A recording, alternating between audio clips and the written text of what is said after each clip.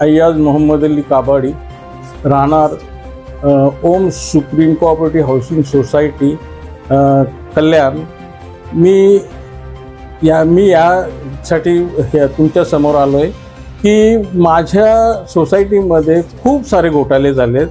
मी त्याच्याबद्दल खूप साऱ्या कंप्लेंट्स केलेत, डेप्युटी रजिस्ट्रारला कंप्लेंट केली, पोलीस स्टेशनला कंप्लेंट केली आणि खूप सारे लेटरबाजी केली, पण कोणीच या घोटाळेबाज लोकांना कोणीही सुधारत नाही। जुनी कमिटी आणि नवीन कमिटी, चेअरमॅन, सोसायटीमध्ये सेक्रेटरी आणि ट्रेझरर या लोकांनी एवढे घोटाळे केलेत। यांना 50,000 रुपयाचा फक्त खर्च करण्याची अनुमती आहे, पण यांनी 12-12 लाख रुपयाचे लोकांना चेक दिलेत। यांनी अशा पद्धतीने काम केलंय। ज्या सोसायटीमध्ये 2 वर्ष अगोदर कलरचं काम झालं होतं, त्या कलरच्या कामाची गरज नव्हती, तरी यांनी परत ते कलरचं काम चालू केलं आणि स्वतःच्याच माणसाला, म्हणजे कलरचं जे कॉन्ट्रॅक्ट दिलंय ते स्वतःच्या माणसाला दिलंय, कारण यांना त्याच्यामधून पैसे हवे होते आणि यांनी पैसे त्याच्यामधून खाल्ले। सोलारचं काम केलंय, जे काम गरजेचं होतं, कंटिलेवरचं काम जे RCC मध्ये करायचं होतं ते या लोकांनी केलं नाही, कारण याला त्याच्यामधून पैसे वाचत नव्हते आणि यांनी सर्व भ्रष्टाचार केलाय। आतापर्यंत यांनी जवळजवळ म्हणजे 1.25 करोड रुपये बिल्डरकडून आले ते, आणि मेंटेनन्सचे वगैरे असे मिळून 2.5 ते 3 करोड रुपये या लोकांनी यांच्या मनमानीप्रमाणे या लोकांनी खर्च केलं। आता ही या लोकांकडे पैशाची जर विचारणा केली का अजून कुठल्याही पेपरची विचारणा केली, काहीही केली, हे अजिबात आम्हाला पेपर पण देत नाही आणि अशा पद्धतीने वागतात जशी ही सोसायटी यांच्या बापाचीच आहे, या पद्धतीने वागतात। कुठल्याही प्रकारचा कुठला हिशोब देत नाही।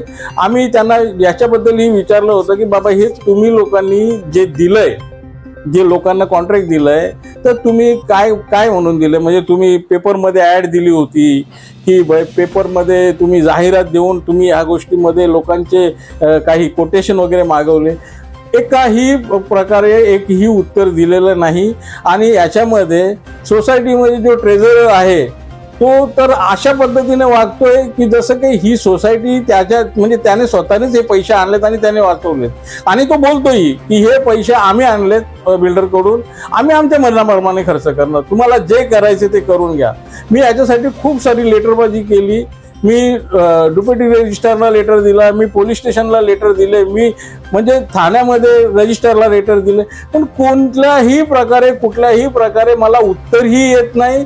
आणि एक वेळेस रजिस्ट्रारने म्हणजे डेप्युटी रजिस्ट्रारने आम्हाला हेअरिंगसाठी बोलवलं, हेअरिंग घेतली। हेअरिंगमध्ये त्यांनी आम्हाला एक ऑर्डर 75/5 प्रमाणे काहीतरी एक ऑर्डर दिली आणि त्यामध्ये त्यांनी लिहिलं की बा याच्यामध्ये जे नवीन सोसायटीचे चेअरमॅन आणि सेक्रेटरी यांना त्यांनी 1 वर्षासाठी बरखास्त केला। परत 15 दिवसानंतर त्यांनाच परत तीच ऑर्डर रिवोक करून त्यांनाच परत ते सोसायटी चेअरमॅन आणि ते बरोबर ठेवून दिले सेक्रेटरी, आणि त्यांनी कुठल्याही प्रकारे त्या हेअरिंगमध्ये किंवा त्यांना जे देत आहे त्याच्यामध्ये आम्हाला कुठल्याही प्रकारे बोलवण्यात नाही आलं।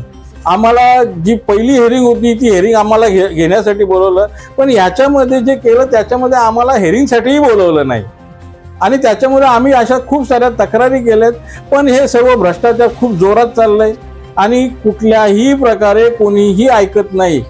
आणि जर इलेक्शन पण आम्हाला सांगितलं इलेक्शन आहे, तुम्ही इलेक्शनला या, रात्री चेअरमॅन इलेक्शन रद्द झाला असं लिहितो, त्याच्यानंतर सकाळी आम्ही बरोबर रद्द झाला म्हणून आम्ही आमच्या कामासाठी बाहेर गेलो, त्याच्यानंतर 11 वाजता फोन येतो की नाही इलेक्शन आहे तुम्ही या। म्हणजे इलेक्शन ही त्यांनी कुठल्याही प्रकारे पारदर्शकता न ठेवता इलेक्शन, आणि कोणालाही त्यांनी म्हणजे सोसायटीला त्यांनी जे 4-6 लोक जे त्यांनी ठेवली होती की ज्यांना त्यांना निवडून आणायचं होतं, पूर्ण सोसायटी त्याच्यामध्ये 4-6 लोक नवीन आणली, बाकी पूर्णच्या पूर्ण जुनीच लोक, आणि जुन्या लोकांमध्ये त्यांच्याच नातेवाईकांना, आणि त्यांनाच परत त्यांनी चेअरमॅन, सेक्रेटरी आणि जे काय ट्रेझरर तर स्वतःच राहिलाय, म्हणजे तो तर असा आहे की तो खजिनदार म्हणून त्याला स्वतःलाच जायचंय अशा पद्धतीने। कारण ह्या लोकांना माहिती आहे कोणी नवीन लोक आली त्यांना प्रश्न विचारतील, आणि प्रश्न विचारल्यानंतर यांना त्याचं उत्तर देता येणार नाही, म्हणून यांनी पारदर्शकता न ठेवता ते इलेक्शन केलं आणि त्याच्यामध्ये त्यांनी स्वतःची माणसं ठेवली। आता जो नवीन चेअरमॅन आहे, नवीन चेअरमॅन ही जेव्हा त्याला हे लक्षात आलंय की हे सर्व घोटाळे आहेत, म्हणून तोही बरेच पत्र देतो, बरेच प्रश्न विचारतो, त्यालाही अंधारात ठेवून हे लोक त्यालाही काहीच उत्तर देत नाही. म्हणजे ही घोटाळेबाजांची खूप मोठी टोलीच झालेली आहे. तर यांच्यावर कृपया करून यांच्यावर काहीतरी कारवाई करा. म्हणून मी हे जे भ्रष्टाचार मंचवाले आहेत यांचं नाव ऐकून मी यांच्याकडे आलो आणि आता हे मी म्हणजे हे सगळं कंप्लेंट करत आहे.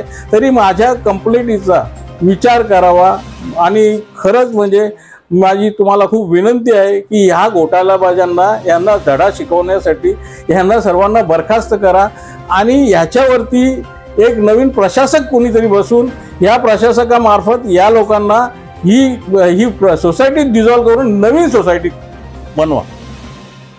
नमस्कार, मी ओम सुप्रीम कोऑपरेटिव्हमध्ये मेंबर आहे. माझं नाव आहे जमीर खान पठाण. मी ही सोसायटी आपली कल्याण पश्चिमला बैल बाजारमध्ये आहे. या सोसायटीमध्ये मी मागच्या कमिटीमध्ये मेंबर होतो. मी मागच्या कमिटीच्या जे चेअरपर्सन आहे त्यांना खूप काही प्रश्न विचारलेले, तर मला काही प्रश्नाचं उत्तर भेटलेलं नव्हतं. त्यामुळे मी कंप्लेंट केली आहे. तर आम्ही कमीत कमी 20 ते 25 मेंबर मिळून कंप्लेंट केलेली होती आणि असे आम्ही भरपूर कंप्लेंट केल्या, पण आम्हाला काहीच उत्तर ना कमिटीकडनं भेटले, ना आम्हाला डेप्युटी रजिस्ट्रारकडनं भेटले, ना आम्हाला डिस्ट्रिक्ट डेप्युटी रजिस्ट्रारकडनं भेटलेले आहेत. आम्ही जिथे जिथे जे सोसायटीचे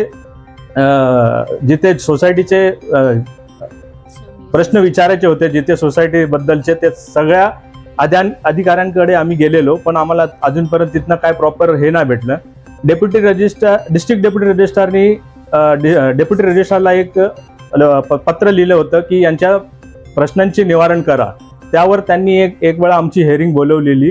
त्या हेअरिंगमध्ये त्यांनी क्लिअर कट ऑर्डर पास केली हिअरिंग नंतर की बाबा जे चेअरमॅन आणि आपले सेक्रेटरी आहेत त्यांना 1 वर्षासाठी ते इलेक्शनमध्ये उभे राहू शकत नाही, त्यांना बरखास्त करण्यात आलं होतं. पण नंतर परत एक 15 दिवसांनी किंवा 20 दिवसांनी आम्हाला असं माहीत पडलं की ती जी ऑर्डर पास केलेली डेप्युटी रजिस्ट्रारनी ती ऑर्डर त्यांनी रिवोक करून टाकली आहे. त्याच्यासाठी त्यांनी आम्हाला काही पत्र व्यवहार केला नाही, आम्हाला कुठेही काही सांगण्यात आलेलं नाही आहे. आम्हाला नंतर बाहेरून माहीत पडलं की आमची जी ऑर्डरची कॉपी होती ती सुद्धा त्यांना म्हणजे दुसऱ्यांनाच देण्यात आलेली आहे आणि आम्हाला त्याची ऑर्डरची कॉपी भेटली पण नव्हती. नंतर एवढे सगळे कंप्लेंट करून एवढ्या सगळ्या अधिकाऱ्यांकडे जाऊन सुद्धा आम्हाला अजूनपर्यंत काही म्हणजे त्यांच्याकडनं प्रॉपर निवारण भेटलेलं नाही आहे. आम्ही ॲक्च्युली कमिटीने बिल्डरकडनं काय 1.25 करोड असं आम्हाला माहीत पडलं की 1.25 करोड रुपये घेतलेले आहेत. ते 1.25 करोड रुपयाचे त्यांनी आम्ही जेव्हा सगळ्या मेंबरनी त्यांना विचारलं की बाबा ते 1.25 करोडचे आम्हाला हिशोब द्या, काय केलंय, कुठे मी पैसे खर्च केले, तर त्यांनी काही रायटिंगमध्ये दिलेलं नाही ना ते सांगण्यात तयार आहेत. नंतर आम्हाला असं कळलं की त्यांनी जे पैसे आलेले त्याच्यातले पैसे कलरिंगसाठी वापरलेले आहेत. ते कलरिंगची ॲक्च्युली सोसायटीला काहीच गरज नव्हती, कारण आता 4-5 वर्षापूर्वीच कलर बिल्डरनी केलेला होता. तर त्या कलरिंगमध्ये त्यांनी पैसे खाल्ले असतील, त्यामुळे ते लोक आम्हाला काय उत्तर देत नाही आहे, आम्हाला काही त्यांचं प्रॉपर निवारण भेट नाही आहे, आमच्या प्रश्नांची निवारण भेटत नाही आहेत. तरी आम्हाला डेप्युटी रजिस्ट्रारकडनं आणि बाकीच्या लोकांकडनं ही विनंती आहे की याच्यासाठी तुम्ही काहीतरी ठोस पावले उचला. आम्ही इव्हन ऑडिटसाठी पण तुमचा प्रशासकीय नेमावा यासाठी आणि रिऑडिट करावं आणि रिऑडिट करून आम्हाला म्हणजे समजावं की रिऑडिटमध्ये काय काय झालेलं आहे, म्हणजे काय काय यांनी केलेले आहेत. जे सोसायटीच्या बायलॉज प्रमाणे खर्च करायला पाहिजे होते ते केलेले नाही आहेत. सोसायटीच्या बायलॉज प्रमाणे 50,000ची लिमिट आहे, पण यांनी लाखोमध्ये खर्च केलेले आहेत. आता मागच्या महिन्यात एजीएम बोलवण्यात आली होती. त्या एजीएम मध्ये आम्हाला एवढंच माहीत पडलं की जेवढे 1.25 करोड होते त्याच्यातले सगळे पैसे त्यांनी खर्च करून टाकले आहेत आणि आता त्यांच्याकडे फक्त शिल्लक 10 लाख काहीतरी राहिलेले आहेत. ते पैसे कुठे खर्च केले आहेत एवढ्या मेंबरांनी विचारणा केल्यानंतर सुद्धा त्यांनी काही प्रॉपर आन्सर दिलेलं नाही आहेत. त्यांना पत्र व्यवहार करून आम्ही थकलेलो आहोत. आम्ही डेप्युटी रजिस्ट्रारला कमीत कमी 20 ते 25 पत्र लिहिले असतील, पण त्याच्याकडनं आम्हाला काही पॉझिटिव्ह रिप्लाय आलेला नाहीये. ना आमच्या सोसायटीचे जे अध्यक्ष पदावर आहे त्यांच्याकडनं आम्हाला काही रिप्लाय आलेला नाहीये. त्यांना पण पत्र आमच्या मेंबरांनी दिलेले होते, पण त्यांच्याकडनं पण आम्हाला काही रिप्लाय भेटलेला नाहीये. तर माझी एवढीच विनंती आहे की प्रशासनाने याची नोंद घ्यावी आणि योग्य ती कारवाई करावी आणि आम्हाला न्याय मिळवून द्यावा, हीच आमची अपेक्षा आहे. आम्हाला कुठेही न्याय मिळत नाही म्हणून आम्हाला आता इकडे यांच्याकडे यावं लागलं आहे. हे आपले अँटी करप्शन मंच आहे, त्यांच्याकडे आम्ही आलेलो आहे आणि आम्ही अपेक्षा करतो की यांच्या थ्रू तरी आम्हाला काही ना काही प्रशासनाकडनं न्याय मिळेल आणि आमची जी मागणी आहे ती मागणी किंवा आम्ही जे क्वेश्चन केलेले आहे ते क्वेश्चनचं आम्हाला आन्सर भेटेल, तेवढीच आता आमची इच्छा आहे. तर काही ना काही आम्हाला म्हणजे सॉल्युशन भेटेल यासाठी आम्ही इकडे आलेलो आहोत. धन्यवाद. Thank you. नमस्कार. राष्ट्रीय भ्रष्टाचार एवं अपराध निवारक परिषद का मैं राष्ट्रीय अध्यक्ष हूँ. समाज में जो बुराई चलते रहता है, मेरे पास काफ़ी निवेदन आता है, काफ़ी लोग मुझे इन्फॉर्मेशन देते हैं, कभी एनवलप्स के थ्रू मुझे मैटर्स आते रहते हैं. इसी बीच मेरा एक पहले का ऑफिस बेरर है, मेरा संस्था का पुराना एक्टिविस्ट है, उनके थ्रू मुझे ये मैटर आया पूरा लिखित रूप से. पूरा उसके अंदर जो डॉक्यूमेंट्री एविडेंस है, सिग्नेचर कैंपेन है, ये जो एक बिल्डिंग एक सोसाइटी के बारे में, ओम सुप्रीम कोऑपरेटिव हाउसिंग सोसाइटी कल्याण वेस्ट में है, थाने में. ये जो सोसाइटी है 2015 में बना है और 15 बनने के बाद अभी 2019 में कुछ पेंटिंग वगैरह हुआ और ओसी उनको सीसी मिला है 2024 का, वो भी पार्ट मिला है, ओसी नहीं मिला है, ऑक्यूपेशन सर्टिफिकेट. अभी बिल्डिंग में सोसाइटी फॉर्म हो गया है और उस सोसाइटी का ये जो बिल्डर का और सोसाइटी जो नया फॉर्म हुआ है उसके बीच में कुछ फाइनेंशियल डीलिंग्स हो रहा था. तो कमेटी तो उसके अंदर जो लोग हैं उसमें ऑब्जेक्शन उठाया, उन्होंने इसको गुहार लगाया, इस तरीके का गड़बड़ी चल रहा है. तो उसमें डिप्टी रजिस्ट्रार ने कुछ 2 मेंबर्स को डिस्क्वालीफाई किया. डिस्क्वालीफाई करने के बाद वो लोग ने, वही डिप्टी रजिस्ट्रार ने उसको वापस रीइंस्टेट किया. तो ये पूरा जो गड़बड़ी है डिप्टी रजिस्ट्रार के उनके ऑफिस के अंदर का वो मैटर है जो अभी हम लोग ने ये मैटर उठाया है. और ये सरप्राइजिंग चीज़ है कि ये पूरी जिम्मेदारी है, जो भी गोलमाल हुआ है, ये पूरा चीज़ पैसे का लेन देन बाकी का मेंबर्स को नहीं मालूम, करोड़ों रुपए का लेन देन हुआ है बिल्डर और सोसाइटी के बीच में, और उसको डिसबर्स किया है पैसा. उसके लिए मेंबर्स जो पूछ रहे थे वो आंसरेबल नहीं है. सेक्रेटरी बोलता है हमारी मर्जी है, हम आपको नहीं बताएंगे, उसको जिधर जाना है जाओ. और ये इसकी सुनवाई नहीं हो रहा है. इन लोग 2500 जगह पे लिखा पढ़ी किया है, कोई भी जगह पे उनको सुनवाई नहीं हो रहा है. पुलिस स्टेशन में भी अर्जी लगाया है, कुछ मतलब कहाँ भी कुछ मूवमेंट नहीं हो रहा है. तो हम लोग हमारे पास आए, हमने अभी इसके अंदर हम ये जो बिल्डर है ये इनका जिम्मेदारी बनता है. ओसी ऑक्यूपेशन सर्टिफिकेट उसको कब मिलता है, जब कंपलसरी जो बिल्डिंग का जो प्लान है, प्लान अप्रूवल प्लान अगर किया है, उसके आड़ में अगर उसने अगर कंपलसरी ओपन स्पेस नहीं रखा है गाड़ी अंदर आने के लिए, इमरजेंसी सर्विसेज, अगर बिल्डिंग में आग लग गया तो अगर कुछ ना कुछ अगर फायर का जो रहता है सेफ्टी रूल्स नॉर्म्स वो रखा नहीं है तो फिर ये सब प्रॉब्लम आएगा. डिप्टी जो बिल्डर है उसको फॉर वॉट एवर रीजन्स उसको ऑक्यूपेशन सर्टिफिकेट नहीं मिल रहा है. और ये पूरा मैटर जो है ना पब्लिक डोमेन में आने वाला है. ये बिल्डर इस तरीके का आधा काम नहीं करना चाहिए. प्रॉफिट का अपना जगह पे है, लेकिन तुम आम आदमी के साथ में एक खेल खेल रहा है. और ओसी नहीं है, बिल्डिंग के लोगों को कैसा, उनको रहने को भी नहीं मिलना चाहिए एक्चुअली.